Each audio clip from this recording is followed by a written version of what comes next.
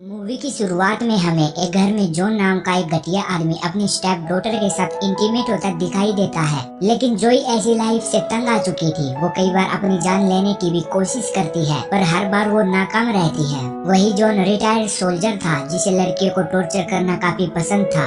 और फिर रात को ये दोनों एक बार में जाते हैं, पर बीच रास्ते ये रेडियो पर चल रही एक लड़की के किडनैप होने की न्यूज सुनते हैं, जिससे हमें पता चलता है उस लड़की का किडनैप इन दोनों ने ही किया होगा। और फिर अपने अगले शिकार के लिए ये बार पहुंचते हैं तो इन्हें एक लड़की अकेली बैठी दिखाई देती है, जिसे ये फ्री में ड्रिंक पिलाकर उसे इम्प्रेस करके अपने घर ले आते हैं, जहां जॉन उस लड़की को एक रूम में ले जाकर उसका नरक में स्वागत है बोलकर उसे एक बेड पर बांध देता है। यहाँ हमें उस रूम की दीवार पर लगे काफी सारी लड़कियों के फोटोज दिखाई देते हैं, जिससे पता चलता है कि जॉन और जोई ने काफी सारी लड़कियों को टॉर्चर करके मार डाला है। और फिर अगले दिन जेनिफर नाम की एक लड़की दिखाई जाती है जो बाहर से इस टाउन में किसी काम से आई थी, जो एक डेप्यूटी स्कॉट से लिफ्ट लेती है। और तभी जेनिफर स्कॉट की गाड़ी में कुछ मिसिंग पोस्टर देखकर उससे इसके बारे में पूछती है, तो स्कॉट बताता है वो इस टाउन का डेप्यूटी है जो इस केस की छानबीन कर रहा है। दूसरी तरफ जिस लड़की को जॉन और जोई ने किडनैप किया था, जॉन पिछली रात उसे काफी टॉर्चर करता है,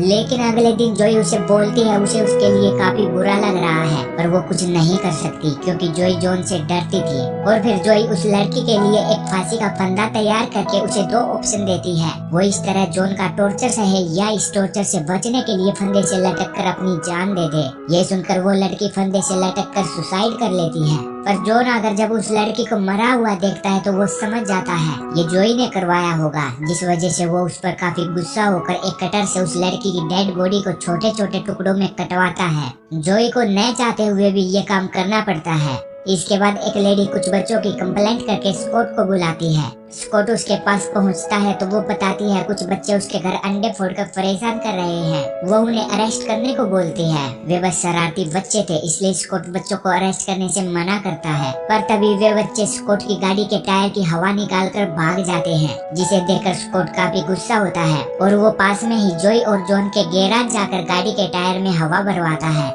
लेकिन जॉन को देखने के बाद स्कॉट को लगता है शायद उसने उसे कहीं देखा है, और स्कॉट जॉन से पूछता है क्या वो मिलिट्री में था, तो जॉन बताता है हाँ उसे इराक भेजा गया था।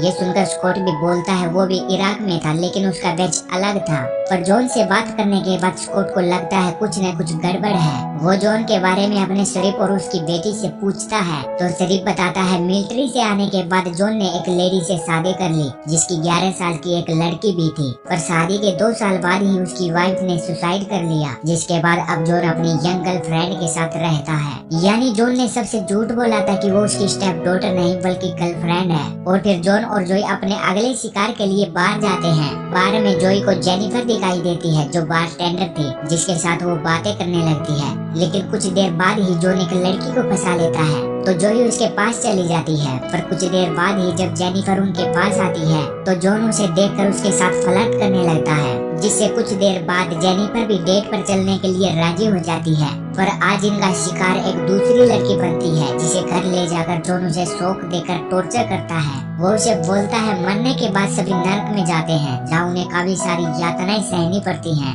लेकिन हम लोगों के मरने से पहले ही यहाँ उन्हें नरक जैसी यातनाओं का एक्सपीरियंस करवाते हैं। ये बोलकर वो उसे काफी टॉर्चर करता है। दूसरी तरफ स्कॉट को एक पुरानी फाइल फोटो से पता चलता है जॉन कोई रिटायर्ड सोल्जर नहीं बल्कि उसे रूल ब्रेक की वजह से मिलिट्री से निकाल दिया गया था, जिसके बाद उसने 11 साल की बेटी की मां से शादी की, जिसने शादी के 2 साल बाद ही सुसाइड कर लिया। ये बात स्कॉट शरीफ की बेटी को भी बताता है, जिससे उसे पता चल जाता है जॉन के साथ रह रही लड़की उसकी गर्लफ्रेंड नहीं स्टेप डॉटर है। एक तरफ जॉन उस लड़की को फिर से टॉर्चर करता है।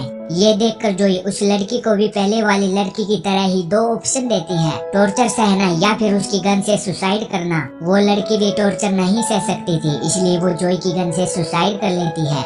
दूसरी तरफ स्कॉट जोई के बारे में और ज्यादा इंफॉर्मेशन निकालने के लिए उसके स्कूल जाता है जहां वो पढ़ती थी, और वहां से स्कॉट कंफर्म हो जाता है कि जोई जॉन की स्टेप डॉटर है। एक तरफ जोई और जॉन सामान खरीदने सुपरमार्केट जाते हैं जहाँ स्कॉट भी गया था, और जब स्कॉट जोई को देखता है तो वो उसे बोलता है उसे उसके बारे में सब पता चल गया है, अगर वो चाहे तो उससे मदद ले सकती है। पर जोई झूठ बोलती है वो गलत सोच रहा है, ऐसा कुछ नहीं है। और फिर रात को जोई और जॉन नए शिकार के लिए फिर से बाहर जाते हैं और जेनिफर से मिलते हैं ताकि उसे अपने साथ घर ला सके। पर जोई जेनिफर को समझाने की कोशिश करती है वो उनके साथ न आए, क्योंकि जोई को वो अच्छी लगने लगी थी। वो नहीं चाहती थी उसके साथ गलत हो, लेकिन जेनिफर उसकी बात नहीं सुनती। इसके बाद जॉन जेनिफर की ड्रिंक में ड्रग मिलाकर उसे बेहोश करके घर ले आता है, जहाँ वो बाकी लड़कियों की तरह उसे बांधकर टॉर्चर करने लगता है। दूसरी तरफ स्कॉट जॉन पर नजर रखते हुए उनके घर तक पहुंच जाता है, लेकिन घर के करीब पहुंचने पर स्कॉट का पैर जॉन के लगाए हुए लॉक में फंस जाता है। वो दर्द से चिल्लाने लगता है तो जोई उसे देखकर उसका पैर निकालने में मदद करने लगती है, लेकिन तभी वहाँ जॉन भी आ जाता है जो उसे उठाकर घर के अंदर ले जाता है। पर वो देखता है बेड पर जेनिफर नहीं थी, क्योंकि वो अपनी इयररिंग से लॉक खोलकर बाहर जाकर छुप जाती है। जॉन उसे ढूंढने जाता है तो वो उसे मिल जाती है। जॉन उसे घर लाता है तो जेनिफर उसके साथ फाइट करने लगती है। दूसरी तरफ स्कॉट जोई को अच्छी लड़की बताकर थैंक्स बोलता है तो जोई के अंदर का इंसान जाग जाता है। वो जॉन से तंग आ चुकी थी, इसलिए ये सब खत्म करने के लिए वो गन से जॉन को मार डालती है। और फिर इसके कुछ दिन बाद स्कॉट को दिखाया जाता है जिसके पास शरीफ की बेटी भी थी। वो स्कॉट से जोई के बारे में पूछती है तो स्कॉट झूठ बोलता है, उसका अभी कोई पता नहीं चल पाया है। और फिर मूवी के क्लाइमेक्स में दिखाया जाता है जोई और जेनिफर मिलकर क्रिमिनल्स मारने लगते हैं।